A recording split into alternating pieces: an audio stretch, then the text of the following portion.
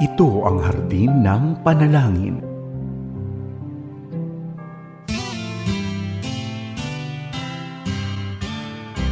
May harding mapananalanginan, doon si Jesus naghihintay. O kay ilam ng panalangin ang hardin, doon kay gandang manalangin. Tayong natulog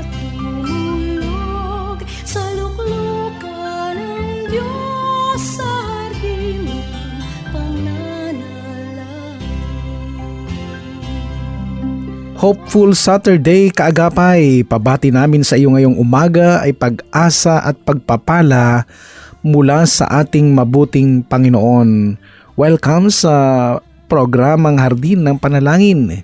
Ialay natin kay Lord ang unang bahagi ng ating araw para manalangin at mag-aral ng kanyang mga salita. Makakasama mo ako sa kalahating oras ng prayer and devotion.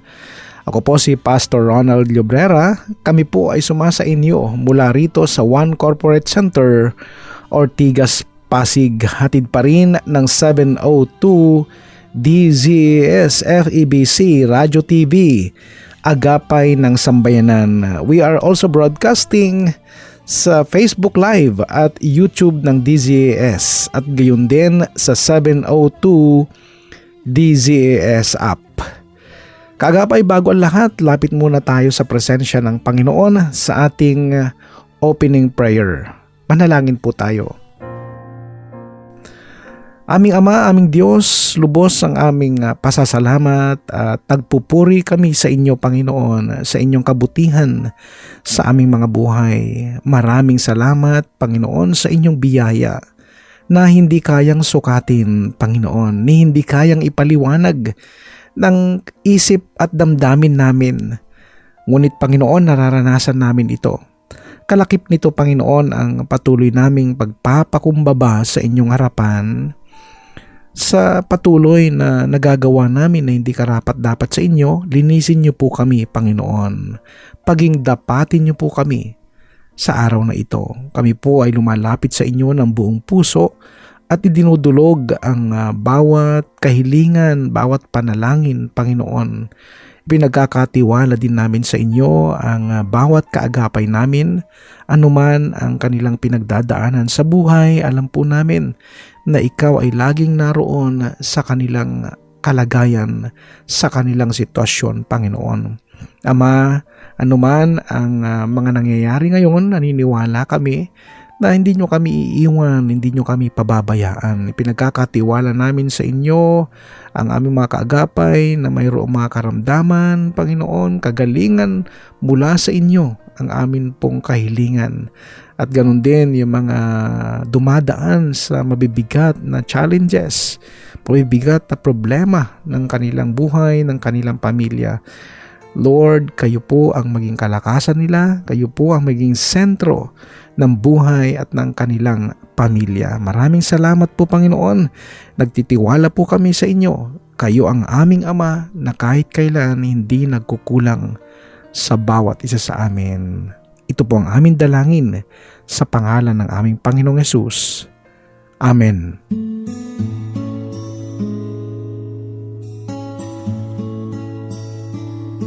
Napapakinggan mo pa rin ang programang Hardin ng Panalangin. Pastor Ronald Llobrera po ito. Upang mas maging mabiyaya ang ating prayer time, maaari mong i-comment ang iyong mga hiling sa Panginoon sa ibaba. Gagawin natin ang ating makakaya kaagapay upang maisama yan sa ating panalanginan maya-maya. At kung sakali naman na sinagot na ng Panginoon ang iyong mga prayer request, pasalamatan din natin siya sa pag-comment ng inyong praise reports. Para sa ating pag-aaral sa salita ng Panginoon ngayon, pagbulay-bulayan natin ito kaagapay ng sama-sama. Ayon sa Mateo Kabanatang 5 sa mga talatang 14 hanggang 16, Kayo ang ilaw ng sanlibutan, ang isang lungsod na nakatayo sa ibabaw ng burol ay hindi maitatago. Walang taong nagsisindi ng ilaw at pagkatapos ay inilalagay iyon sa ilalim ng banga. Sa halip, inilalagay iyon sa talagang patungan upang matanglawan ang lahat ng nasa bahay. Gayon din naman, dapat ninyong paliwanagin ang inyong ilaw sa harap ng mga tao upang makita nila ang inyong mabubuting gawa at papurihan ang inyong Ama na nasa langit. Kagapay ang nakalulungkot ay ang mga panahon na ang isang tao ay nagbabalat kayo o nagpapanggap sa tunay na sitwasyon ng kanyang buhay, na tila bagang nagpapanggap na maayos ang kanyang spiritual na kalagayan. At ito ay sa mga taong nasakop na ng relihiyon o tradisyon. Ito ay isang sarsuela at walang kapagurang pagmamaskara at pagpapanggap. Ang relihiyon ang magtutulak sa iyo na ikaw ay magiging matuwid kahit wala si Kristo sa buhay mo. Ito'y kadalasang nakatuon kung papaano maisagawa ang mga religious activities. Commonly, it is motivated by pride at magbubunga ng pagiging bulag sa katotohanan at kalituhan. Kagapay, gaano ka na katagal na nagpapanggap sa isang bagay na hindi naman ikaw? Ito yung mga pagkakataong pipilitin mong maging makadiyos, katulad ng mga Pariseo noong panahon ni Jesus. Kailangan nilang magpanggap at bumuo ng imaheng banal dahil hindi naman talaga sila tinatahanan ng Espiritu Santo. Hindi naman talaga sila nabago at hindi naman talaga sila na-transformed. Kaya kinakailangan pa nilang magmaskara mula sa pananamit hanggang sa kanilang mga pagkilos. Lahat ng ito'y kailangan nilang pag-aralan. Ngunit hindi ito para sa mga mananampalataya. Ang bagong buhay na nasa atin ay hindi pinipilit. Kusa itong lumalabas. Hindi mo pinipeke ang pakikipag-fellowship mo, ang pakikitungo mo sa mga kapwa mananampalataya mo, at maging sa mga hindi mananampalataya. Hindi na tayo pwede doon sa pagpapanggap dahil mayroon ng katotohanang sumasa atin. Ang relihiyon pipilitin at itutulak kang maging banal na wala naman ang Kristo sa buhay mo. Gugustuhin nitong maging mas banal at espiritual higit sa iba na parang mga modernong Pariseo ngayon. Ngunit ito ay bunga lamang ng kataasang nasa kanila. Hanggang kailan ka magpapakadalubhasa sa pagpapanggap sa sarsuelang ito at magsusuot ng isang maskara na hindi naman ikaw? Ang nakalulungkot kaagapay, maraming modernong Pariseo ngayon sa mga simbahan. Bagamat mayroon din namang mga tao sa labas ng simbahan na ang gawa nila ay bunga lang din ng kanilang pagiging relihiyoso. Marami din sa mga mananampalataya ang nagdarasal, subalit ito ay bunga lamang ng kanilang sariling pagsisikap. Kaya maraming hindi makausad. Hindi natin matatapatan ang pagkilos ng banal na espiritu sa pamamagitan ng ating sariling mga gawa, kaagapay. Ang nais ng Diyos, ang pagkilos ng banal na espiritu, ang siyang tunay na makapagpapabago sa iyo. Hindi ang iyong sariling pagsisikap. Yung tipong ang buhay spiritual mo ay nabago dahil sa tulong ng banal na espiritu na taglay mo. Kagapay, ang pakikitungo mo sa kapwa na dati ay dry o matamlay ka, ngayon ay nag-iba na. Ramdam na yung pag-ibig sa puso mo. Mahalata ng iba na kung totoo ang ginagawa mo. Yan ang totoong simbahan. Ang simbahan ng Panginoong Hesus ay isang extraordinary na kung saan ang kapangyarihan ng presensya ng Diyos ay nakikita at nadarama sa kalagitnaan. Hindi na nakapagtataka na ang Diyos ay malayang nakakakilos sa ating mga buhay at nagagamit tayo ng Panginoon upang maranasan din ito ng ibang tao.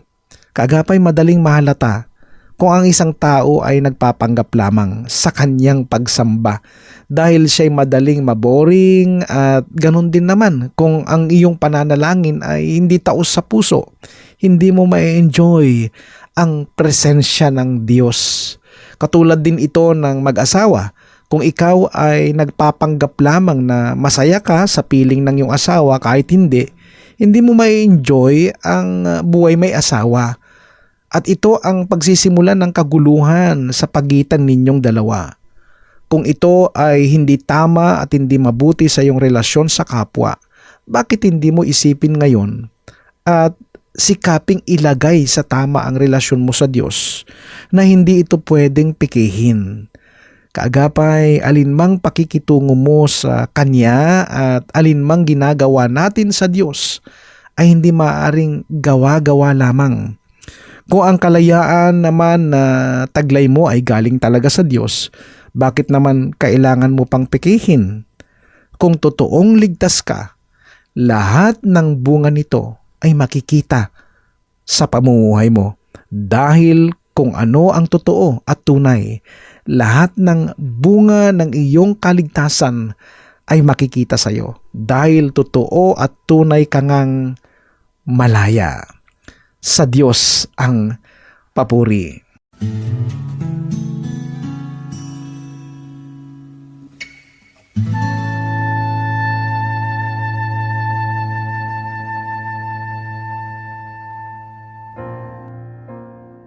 Sa sandaling ito, kaagapay, simulan natin ang pagdulog sa Diyos sa mga panalangin kahilingan ng bawat isa. Samahan mo ako, tayo ay manalangin. Panginoon, sa oras pong ito muli kami ay lumalapit sa inyo, dumudulog at isinasamong muli ang bawat panalangin kahilingan ng aming mga kaagapay. Inilalapit ko po sa oras na ito ang aking kapatid na si Rose Santos. Panginoon, patuloy niyo siyang ingatan at ang kanyang buong pamilya. Ikaw po, O Diyos, ang maging kalakasan nila, ang buong Santos family. Ganon din si Jenna Santos, Panginoon. Ingatan niyo sila, lagi niyo silang abutin ng iyong pagpapala, Panginoon. Pinagpipray din namin si Sister Clarita Manyalak, Panginoon. Hayaan ninyo na lagi kayong nararanasan ng aming kapatid na ito, anuman ang sitwasyon na dumaan sa kanyang buhay at sa kanyang pamilya. Kayo po ang laging maging gabay niya at kalakasan. Pinagpipray din namin sa oras pong ito si Ismaela Serrano, Panginoon. Lord, anuman ang sitwasyon ng kanilang buhay, ang buong Serrano family, alam namin na ikaw ay laging naroroon. Kasama nila, kalakasan nila, Panginoon, pundasyon ng kanilang buhay. Amin ding idinadalangin si Sister Amelia Kasupan, Panginoon. Abutin niyo sila lagi ng iyong pag-ibig at pagmamahal, ang inyong biyaya ang kanilang laging maranasan.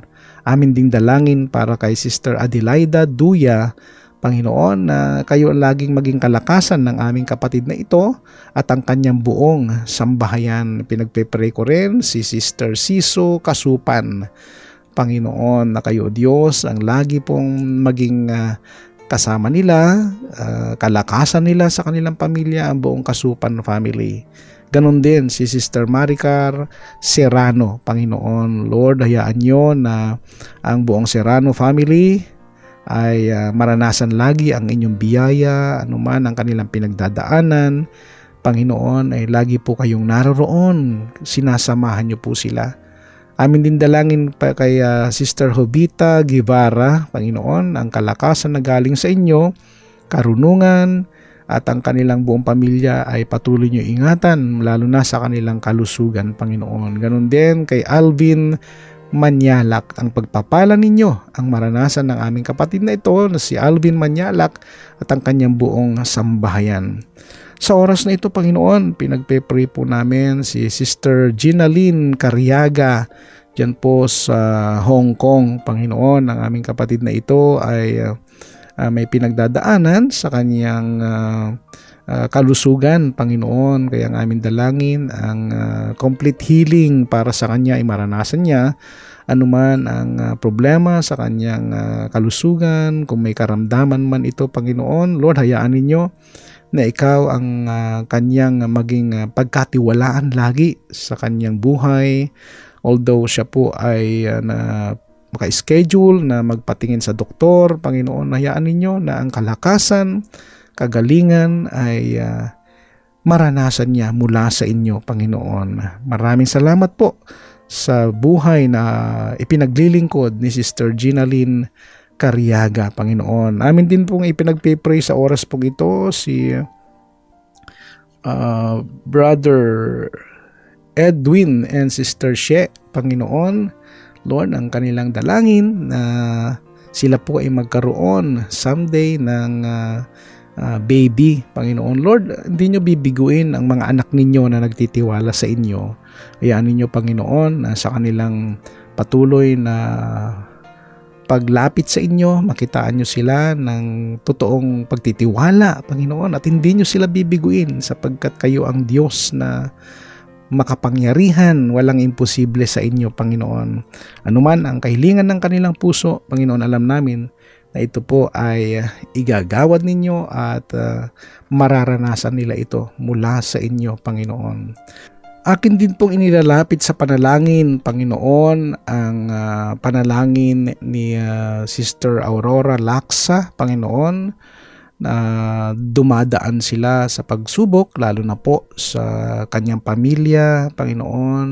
Ano man ang problema na kanya pong tinatahak ngayon sa mga oras pong ito, lalo sa kanyang mga anak, Panginoon, ay kayo po ang mamagitan. Bigyan nyo ng kalakasan, Sister Aurora Laksa, sa kanyang buhay, Panginoon, lalo na sa kanyang pananampalataya sa inyo. Nanaway laging magtiwala at kayo ang kanyang pagkatiwalaan sa buhay ng kanyang mga anak, Panginoon. Lord, maraming salamat sapagkat alam namin na hindi kayo nagkukulang, hindi kayo nagpapabaya. Patuloy ko rin inilalapit sa panalangin na aking kamanggagawang Reverend Faustino Carion, Panginoon, sa mga oras po ito. Ano man ang kanyang pinagdadaan ng karamdaman or sa kanyang physical health, Lord, ay walang imposible sa inyo. Akin inilalapit at idinadalangin sa inyo. Ang kagalingan at kalakasang physical ay igagawad ninyo sa aking kamanggagawang ito, Reverend Faustino Carion ng Jesus Saves Ministries International. Maraming salamat sa inyong kabutihan sa kanyang buhay, Panginoon. Lord, patuloy namin nilalapit, Panginoon, si Lorena Pascual, Panginoon. Ang kanyang panalangin ay gumaling ang kanyang bukol at hayaan ninyo, Panginoon, na maranasan niya ang kanyang kalakasan at kagalingan mula sa inyo. Lord, pinagpipray din namin si Michelle Dizon, Panginoon, financial provision at protection, ganun din ang kalusugan ng kanyang buong pamilya, ang kanyang panalangin kahilingan. Pinagpipray din namin si Angelica Ramos, Panginoon, ang aming dalangin para sa kanya ay para sa kanyang asawa na si Eduardo Ramos, na sana po ay tuluyan ng makarecover mula sa kanyang naging karamdaman, mild stroke, Panginoon, at bumalik ang normal niyang lakas, Panginoon, physically. Nagtitiwala din kami at ipinagpipray din namin sa inyo si Ken Navarro, Panginoon. Ang aming panalangin para sa kanya ay pagpalain nyo siya sa kanyang maliit na negosyo, Panginoon, na sana mas dumami pa ang kanyang customers or yung mga nag-o-order sa kanya, Panginoon. Lord, walang mahirap sa inyo, sa mga taong laging nagtitiwala sa inyo, Panginoon. Amin dinadalangin kay Rosalie Fernandez, Panginoon. Ang kanya pong panalangin ay para sa kanyang asawa na si Alan Fernandez, na ma-release na po yung visa na in-apply niya sa UAE, Panginoon, at maging maayos na ang trabaho ng kanyang anak na si Carla doon sa lugar na yon, Panginoon. Lord, pinagpe-pray din namin, Panginoon, si Janine Mercado. Lord, na ang kanyang panalangin ay paggabay, pag-iingat at bigyan ng kapayapaan ang kanyang buong pamilya. Ganon din po, Panginoon, inilalapit namin ang panalangin kahilingan ni Sister Gloria Santos, ang nalalapit po na CS delivery ng kanyang apo na si Micaela. Panginoon, na sana maging safe siya at maayos ding mailabas yung kanilang baby, Panginoon. Ganon din ang financial provision para sa kanila. Lord, ganon din, pinagpipray namin si Brenda Valdez, Panginoon. Ang kanyang panalangin ay para sa kanyang asawa na si Orlando Valdez, na patuloy ang kanyang paggaling at tuluyang mawala na ang kanyang sakit, Panginoon. Healing na galing sa inyo ang kanyang panalangin. Pinagpipray din namin si Patrick Lim, Panginoon. Guidance, wisdom, and financial breakthrough sa plano nilang pagninegosyo at ng kanyang pamilya, Panginoon. Ganon din namin dinadalangin si Maribel Cañete, Lord, na makahanap agad ang kanyang anak ng maayos at ligtas na malilipatang bahay para sa kanyang bagong trabaho, Panginoon. Maraming salamat po. Dinadalangin ko rin sa oras pong ito ang aking kamanggagawang Pastor Reverend Celia Enriquez, Panginoon. Patuloy na kayo pong magbigay ng kalakasan sa aming kamanggagawang ito, si Pastora Celia. Lord, anuman ang kanyang mga plano, Panginoon, panalangin, alam namin natutugunin ninyo ito ayon sa inyong banal na kalooban sa kanyang buhay. Lord, alam namin na hindi po kayo nagkukulang, lalo na sa mga anak ninyo na laging nagtitiwala sa inyo. Patuloy kong idinadalangin sa oras mong ito yung aming mga kapatid, mga kamanggagawa dyan po sa ibang bansa. Panginoon, si Engineer Romar David, Panginoon, ay patuloy niyo sa ingatan sa kanyang paghahanap buhay sa barko, Panginoon. Lagi niyo siyang gabayan, proteksyonan ang kanyang buhay, Panginoon, at kalusugan, magandang kalusugan para sa kanya. Ganon din po kay Cesar Castro, Panginoon, pinagpe-pray ko na lagi niyong ingatan ang lingkod niyong ito at nakikita niyo po ang kanyang buhay paglilingkod na kahit siya nasa ibang bansa, kahit siya nasa barko ay tuloy pa rin, Panginoon, ang mga gawain na iniatang niyo sa kanyang balikat.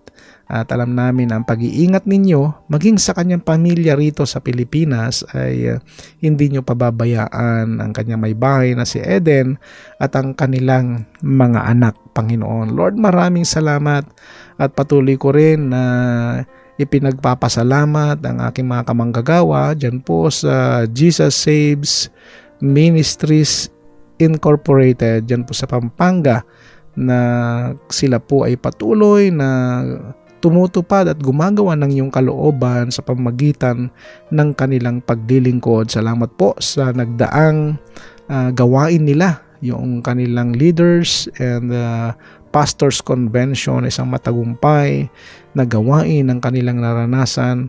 At kayo po, Panginoon, ang patuloy na maitaas at mapapurihan sa kanilang buhay paglilingkod. Lord, pinagkakatiwala namin sa inyo lahat po ng mga panalangin kahilingan ng aming mga kaagapay, kahit pa doon sa mga hindi na po namin nabasa.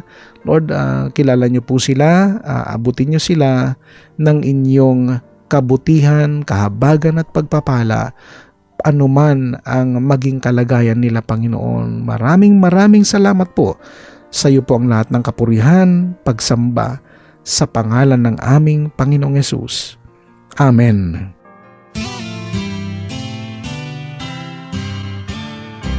May harding mapanam. Mga kaagapay, magkarinigan muli tayo mula Biyernes hanggang Linggo sa radyo, online at dito sa Channel 185 sa Signal. Ito'y sa pakikipagtulungan ng GCTV.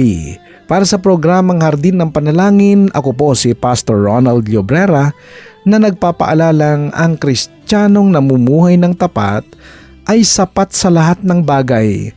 Magtapat tayo sa Diyos at ang Diyos ay hindi magkukulang. Pagpalain ka ng Panginoong Hesus.